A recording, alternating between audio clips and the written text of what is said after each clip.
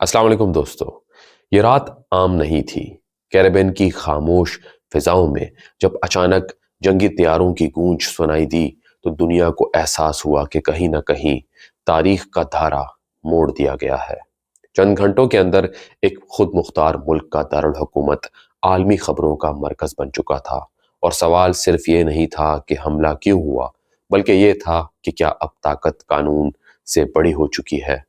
جنوری 2026 کی اس تاریخ صبح نے امریکہ اور وینزویلا کو ہی نہیں، پوری دنیا کو ایک ایسے امتحان میں ڈال دیا جہاں سچ، بیانیے اور مفادات آپس میں ٹکرا گئے۔ یہ کہانی ہے ایک کارروائی کی، مگر اس سے زیادہ یہ کہانی ہے عالمی نظام کی، جہاں ہر میزائل، ہر بیان اور ہر خاموشی اپنے اندر ایک گہرا مفہوم رکھتی ہے۔ جنوری 2026 کے آغاز میں عالمی سیاست ایک غیر معمولی ہلچل سے دوچار ہوئی، جب بین الاقوامی میڈیا میں یہ خبریں گردش کرنے لگیں کہ یونائٹڈ اسٹیٹس نے وینزویلا کے خلاف ایک محدود مگر انتہائی منظم فوجی کارروائی انجام دی ہے۔ رپورٹس کے مطابق یہ پیش رفت ایسے وقت میں سامنے آئی جب کیریبین خطے میں امریکی بحری اور فضائی نقل و حرکت پہلے ہی غیر معمولی حد تک بڑھ چکی تھی۔ دفاعی تجزیہ کاروں کے نزدیک یہ محض ایک فوری اقدام نہیں تھا، بلکہ برسوں سے جاری سیاسی، معاشی اور قانونی تناؤ کی ایک شدید شکل تھی، جس کے اثرات علاقائی نہیں بلکہ عالمی سطح پر محسوس کیے جانے لگے۔ بین الاقوامی ذرائع ابلاغ کے مطابق کارروائی کا مرکز کراکس اور اس کے گرد و نواح بتائے گئے، جہاں ابتدائی گھنٹوں میں فضائی سرگرمی اور سیکیورٹی تنصیبات کے الرٹس رپورٹ ہوئے۔ امریکی حکام نے براہ راست تفصیلات محدود رکھی، تاہم مختلف رپورٹس میں یہ کہا گیا کہ آپریشن کا مقصد مخصوص اہداف تک محدود تھا، تاکہ شہری انفراسٹرکچر کو کم سے کم نقصان پہنچے۔ اسی دوران وینزویلا کے سرکاری چینلز نے فضائی حدود کی خلاف ورزی اور دفاعی رد عمل کی بات کی، جس سے عوامی بے چینی میں اضافہ ہوا اور دارالحکومت میں غیر یقینی کی کیفیت پیدا ہوئی۔ سیاسی سطح پر اس کارروائی کو وینزویلا کی اعلیٰ قیادت سے جوڑا گیا، خاص طور پر صدر نکولس میڈورو کے خلاف امریکہ میں پہلے سے موجود الزامات کے تناظر میں امریکی عدالتی ریکارڈز میں منشیات اور منظم جرائم سے متعلق مقدمات کا حوالہ دیا جاتا رہا ہے، جنہیں واشنگٹن برسوں سے اپنی پالیسی کا حصہ بتاتا آیا ہے۔ ناقدین کے مطابق اسی قانونی بیانیے کو عسکری اقدام کی اخلاقی اور سیاسی بنیاد کے طور پر پیش کیا گیا، جبکہ حامی حلقے اسے قانون کے نفاذ کی ایک غیر معمولی مگر ضروری کوشش قرار دیتے ہیں۔ واشنگٹن میں پینٹاگون کے بریفنگ روم سے جاری مختصر بیانات میں یہ تاثر دیا گیا کہ کارروائی ٹارگیٹڈ تھی اور اس کا دائرہ وسیع جنگ کی طرف نہیں بڑھایا جائے گا۔ تاہم آزاد عسکری ماہرین نے نشاندہی کی کہ ایسے آپریشنز میں عموماً درجنوں طیارے، نگرانی کے ڈرونز، بحری پلیٹ فارمز اور اسپیشل آپریشن یونٹس شامل ہوتے ہیں، جن کی لاجسٹک کئی ہفتوں کی تیاری مانگتی ہے۔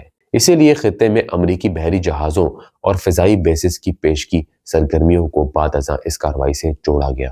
عالمی سطح پر رد عمل فوراً سامنے آیا۔ کئی ممالک نے خود مختاری اور بین الاقوامی قانون کے حوالے سے سوالات اٹھائے، جبکہ یونائٹڈ نیشن سیکیورٹی کونسل میں ہنگامی مشاورت کی باتیں رپورٹ ہوئی۔ لاطینی امریکہ میں خدشات کا اظہار کیا گیا کہ اس اقدام سے خطے میں عدم استحکام ہو سکتا ہے، مہاجرین کا دباؤ پیدا ہو سکتا ہے اور توانائی منڈیوں میں اتار چڑھاؤ آ سکتا ہے۔ اسی ابتدائی مرحلے میں یہ بات واضح ہو گئی کہ یہ واقعہ محض ایک دن کی خبر نہیں، بلکہ ایک طویل سیاسی و تصویراتی داستان کی ابتدا ہے۔ عسکری ماہرین کے مطابق جنوری 2026 کے ابتدائی دنوں میں کیریبین خطے میں امریکی فوجی سرگرمیاں معمول سے کہیں زیادہ تھیں۔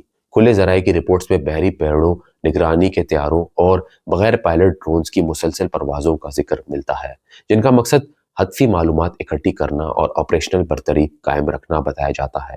اگرچہ سرکاری طور پر درست اعداد و شمار جاری نہیں کیے گئے، تاہم دفاعی تجزیہ کار اندازہ لگاتے ہیں کہ اس نوعیت کی کارروائی میں درجنوں طیارے، متعدد بحری پلیٹ فارمز اور خصوصی دستے شامل ہوتے ہیں، جن کی لاجسٹک اور command and network control ایک مربوط نیٹ ورک کے تحت چلتی ہے۔ مقامی میڈیا نے بجلی کی عارضی بندش، سڑکوں کی ناکہ بندی اور فوجی چیک پوسٹس کے قیام کی خبریں دی، جس سے شہری زندگی جزوی طور پر مفلوج ہو گئی۔ بعض غیر سرکاری اندازوں میں کہا گیا کہ وینزویلا کی دفاعی تنصیبات کو محدود پیمانے پر نقصان پہنچا، تاہم بڑے شہری انفراسٹرکچر کی تباہی کی آزاد تصدیق سامنے نہیں آئی۔ یہی ابہام اس بات کی طرف اشارہ دیتا ہے کہ معلومات کی جنگ بھی زمینی کارروائی کے ساتھ ساتھ جاری رہی۔ جانی نقصان کے حوالے سے متضاد بیانات سامنے آئے۔ وینزویلا کی جانب سے سیکیورٹی اہلکاروں کی ہلاکتوں اور زخمیوں کا ذکر کیا گیا، جبکہ امریکی حکام نے اپنے جانی نقصان نہ ہونے یا انتہائی محدود ہونے کی بات کی۔ بین الاقوامی انسانی حقوق کے مبصرین کے مطابق ایسے واقعات میں درست اعداد و شمار سامنے آنے میں وقت لگتا ہے، کیونکہ تصدیق کے عمل میں زمینی رسائی، ہسپتالوں کے ریکارڈ اور آزاد مشاہدین کی رپورٹس شامل ہوتی ہیں۔ اسی وجہ سے ابتدائی فیکٹس اینڈ فگرز کو حتمی نہیں بلکہ عارضی سمجھا جاتا ہے۔ سیاسی اور عسکری بیانات کے ساتھ ساتھ معاشی اثرات بھی فوری طور پر محسوس کیے گئے۔ عالمی توانائی منڈیوں میں تیل کی قیمتوں میں قلیل مدتی اتار چڑھاؤ دیکھا گیا، کیونکہ وینزویلا دنیا کے بڑے تیل ذخائر رکھنے والے ممالک میں شمار ہوتا ہے۔